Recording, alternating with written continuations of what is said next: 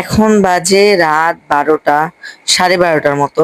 আর সে নাকি এখন কোয়েল পাখি ভুনা খাবে। তো কি করার, বের করে ফেলছি ফ্রিজ থেকে।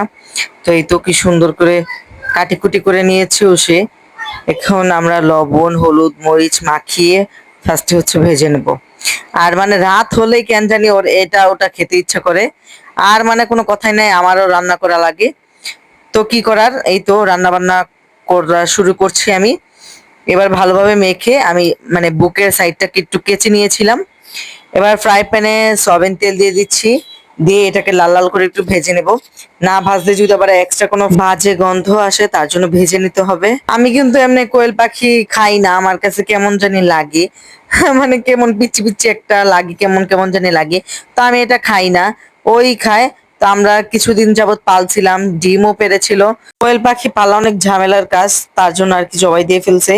এবার হচ্ছে আমি এই তেলের মধ্যেই গরম মশলা দিয়ে দিচ্ছি। এবার দিয়ে দিলাম পেঁয়াজ কুচি।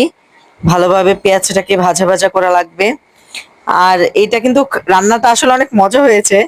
এবার দিয়ে দিচ্ছি স্বাদের জন্য লবণ, যেন তাড়াতাড়ি পেঁয়াজটা সেদ্ধ হয়ে যায়। এবার ওরে জ্বালানোর জন্য আমি বেশি পরিমাণের মানে বোম্বাই মরিচটা কেটে নিয়েছি, যেন ওর রুহ বের হয়ে যায়।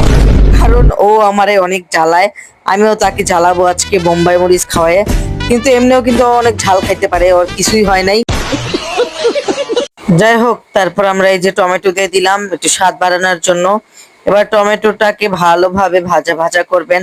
আর আপনারা যদি চান আরো 2-3টা মরিচ একসাথে দিয়ে দিতে পারেন, বোম্বাই মরিচ।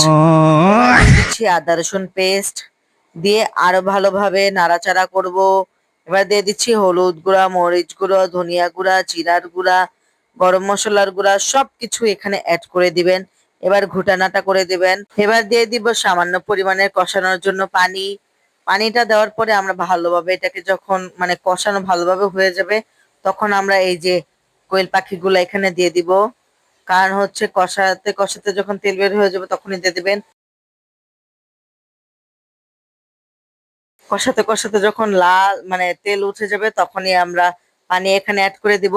এবার আর একটু পরিমাণে রান্না করলে আমাদের কোয়েল পাখি ভুনা রেডি হয়ে যাবে। তখন তাকে আমি সার্ভ করব। দেখেন কত সুন্দর করে সার্ভ করতেছি। এটা আগে হয়ে নেক, তারপর আপনাদের দেখাচ্ছি। তো সুন্দর করে সার্ভ করে নিচ্ছি বেডার জন্য। বেডায় মানে এত রাত করে খেতে চাইছে, তাই এবার একটু সৌন্দর্যের জন্য আমি ধনিয়া পাতা ছিটিয়ে দিচ্ছি, যেন দেখতে একটু ভালো লাগে, কেমন গ্লাসি গ্লাসি লাগে। এই তো প্লেটে গরম ভাত বেড়ে নিচ্ছি। এবার দিয়ে দিচ্ছি তার কোয়েল পাখি। এবার কোয়েল পাখিগুলার সবগুলো আমি তার পাতে ঢেলে দিব। কারণ এগুলা কেউ খাবে না সে ছাড়া। আর তার ছেলেও খাবে, কারণ তার ছেলে আর সে এগুলা খেতে পছন্দ করে। আমার একটু পছন্দ না, মানে আমি কবুতরটা খেতে পারি কিন্তু এটা খেতে পারি না, যার কারণে আর কি আমি খাচ্ছি না। তো দেন আমি ওদেরকে সার্ভ করে দিচ্ছি, আর তারা খুব মজা করে খাচ্ছিল। কিন্তু লাস্ট টাইম একটু গ্রেভি খেয়েছিলাম, খুব মজা লেগেছিল।